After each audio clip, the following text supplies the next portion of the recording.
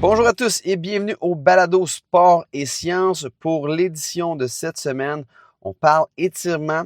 On regarde dans le fond les effets de courte durée des étirements balistiques et dynamiques, l'impact sur la flexibilité, une revue systématique et une méta-analyse de 2025. Dans un premier temps, on va un petit peu mieux définir les types d'étirements. Donc, le plus classique qu'on retrouve dans les salles de sport, sur les terrains extérieurs sportifs, c'est l'étirement statique que plusieurs vont faire après l'entraînement. C'est quoi un étirement statique?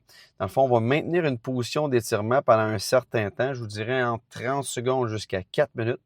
C'est démontré scientifiquement par les études de Arns en 2023 et Ingram en 2025 qu'il y a des effets très positifs à la fois aigus sur courte durée, mais aussi de façon chronique sur un plus long temps au niveau de la flexibilité ou bien, on pourrait dire, l'amplitude de mouvement. Donc, c'est classique, mais ça marche au niveau de l'étirement statique. Si on regarde une deuxième modalité d'étirement, c'est l'étirement dynamique qu'on fait souvent dans un échauffement. C'est quoi un étirement dynamique? C'est des mouvements qui sont contrôlés sur une amplitude de mouvement complète, ça c'est vraiment important de le dire, et on va tenir ces positions-là de 2 à 3 secondes et on va faire des mouvements un peu plus répétés. Donc c'est très souvent utilisé dans un échauffement, ça a aussi beaucoup de bienfaits pour bonifier la performance physique comme on va voir dans quelques secondes.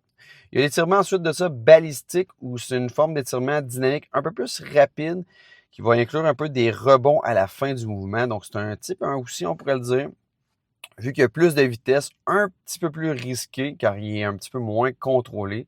Donc, ça pourrait aussi augmenter les chances de blessure si c'est mal exécuté.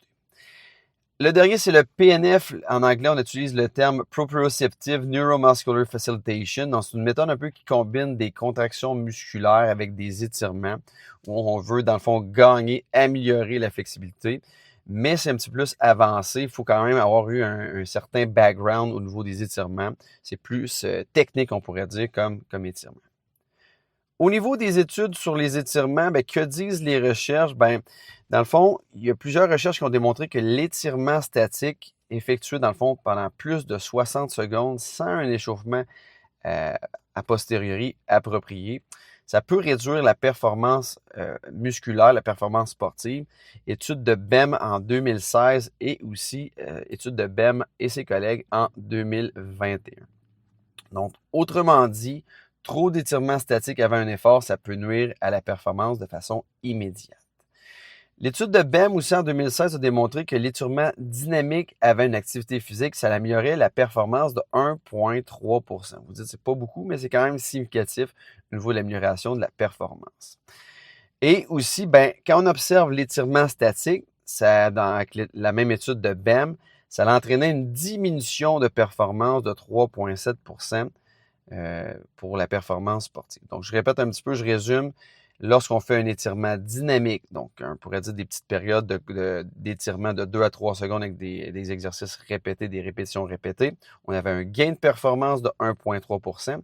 Lorsqu'on fait un étirement statique, on maintient la position pendant 30 secondes jusqu'à 4 minutes, on perdait en performance sportive 3,7%. Maintenant, au niveau de la discussion et des implications pratiques, voici quelques recherches qui ont piqué ma curiosité que je voulais vraiment vous donner ici.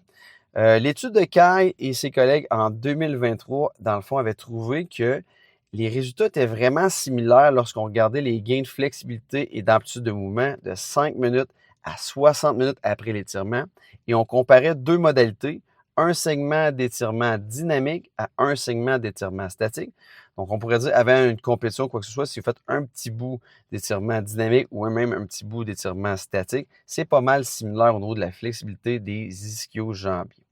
Par contre, lorsqu'on met plusieurs séries d'étirements statiques vis-à-vis plusieurs séries d'étirements dynamiques, on a vraiment des gains significativement plus élevés avec les étirements statiques. Pourquoi? Parce qu'on maintient l'amplitude de mouvement dans une position plus précaire pendant plus longtemps. Une étude maintenant de 2022, l'étude de Takeshi et ses collègues, étudiait dans le fond 4 modalités d'entraînement sur les étirements dynamiques. Il y en avait qui étaient faits à faible vitesse, d'autres à haute vitesse. Et l'autre paramètre qu'on regardait, c'est l'amplitude normale du mouvement et sinon en grande amplitude que les exercices étaient faits. On peut voir dans le premier cas que l'étirement dynamique fait à faible vitesse et aussi en amplitude normale, malheureusement, cette modalité-là n'améliore pas l'amplitude de mouvement ou sinon la flexibilité. Lorsqu'on a nos athlètes qui ont leur prescrit en tant que préparateur physique, kinésiologue ou même entraîneur, un protocole d'échauffement, d'étirement avec des exercices dynamiques, c'est super important de leur faire comprendre que l'amplitude doit être vraiment complète. Sinon, on a vraiment des résultats très, très, très minimes en termes d'amélioration de performance au niveau de l'amplitude de mouvement. Donc, souvent, nos athlètes ne veulent pas le faire moins technique, ils comprennent un petit peu moins le raisonnement derrière l'échauffement. C'est vraiment important de prendre du temps avec eux pour un peu mieux les conseiller sur les étirements dynamiques. La deuxième modalité, c'était les étirements dynamiques à faible vitesse et à grande amplitude. Là, ici, lorsque c'est fait en amplitude de mouvement complète, on améliore l'amplitude de mouvement ou sinon la flexibilité. La troisième, c'était l'étirement dynamique à haute vitesse et en amplitude normale. Ça améliore aussi l'amplitude de mouvement. Et la dernière, où on mixe haute vitesse et grande amplitude, ben, c'est aussi efficace pour améliorer la flexibilité. Aussi, un élément important, je vous ai parlé tantôt d'étirement statique. Donc, lorsqu'on faisait des étirements statiques, c'était très bien pour gagner en amplitude de mouvement. Mais aussi, une autre solution pour gagner, avoir des gains quand même considérables au niveau de l'amplitude de mouvement, c'est de faire plusieurs séries d'étirements dynamiques. Donc, ici, l'étude de Mizuno en 2017 démontrait que 4 à 7 séries d'étirements dynamiques, c'était recommandé pour obtenir des meilleurs résultats en termes de mobilité ou sinon de flexibilité. Donc, maintenant, au niveau de mes petits conseils généraux plus pratiques, on peut voir qu'il faut vraiment faire attention au volume d'étirement. Comme on vient de le voir précédemment, si on prescrit en entraînement seulement un petit nombre de répétitions, faire tel exercice seulement 6-8 répétitions, ça ne sera pas assez suffisant, à mon avis, pour vraiment gagner. Par contre, lorsque vous, dans le fond, vous maximisez le nombre de séries ou même de répétitions, vous montez ça peut-être à un 12, un 15 ou même 20 répétitions d'un exercice, là, déjà, l'effet d'entraînement va être plus significatif au niveau du gain d'amplitude de mouvement, du gain de flexibilité. Et aussi, ben, c'est peut-être de garder 3-4 exercices qu'on refait un 2 ou même 3 séries. Et là, ça va déjà être plus bénéfique pour l'athlète. Il faut faire quand même attention, on pourrait dire, aux étirements balistiques, comme j'en ai fait mention préalablement. Ben, c'est des mouvements quand même rapides, moins contrôlés, donc ça peut augmenter le risque au niveau des tendons, des ligaments. Donc, il faut quand même prendre ça en considération. Moi, ce que j'aime bien faire, on appelle ça le protocole RAMP pour un échauffement. Donc, R, c'est en anglais, malheureusement, désolé. Raise pour augmenter la température corporelle. Le A, c'est pour activate. Donc, on va activer les muscles. Le M pour mobilize, où on veut un peu faire des exercices en amplitude complète d'échauffement. Et le P pour la potentiation. Donc, on veut augmenter l'efficacité du système neuromusculaire. Qu'est-ce que j'aime bien faire avec ce système-là? C'est d'échanger, dans le fond, de faire un exercice, par exemple, avec des exercices en amplitude de mouvement qu'on veut gagner de la mobilité.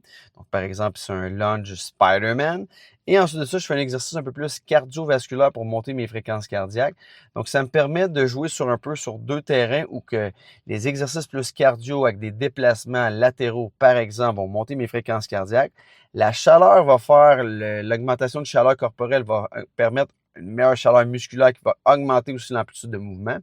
Et par conséquent, ensuite, pour pas non plus trop taxer le système lactique, pour fatiguer l'athlète, qu'est-ce que je vais venir faire en postériori d'un exercice plus cardio?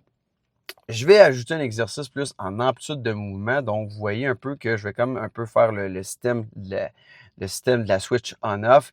Je vais activer mon système cardio. Je vais ensuite de ça mettre un exercice plus, dans le fond, plus calme, qui va être un exercice en amplitude de mouvement au niveau de la mobilité, au niveau d'un exercice dynamique. Donc, sur ce, je vous souhaite une excellente fin de journée, une excellente semaine et on se revoit la semaine prochaine. Au plaisir. Bye bye.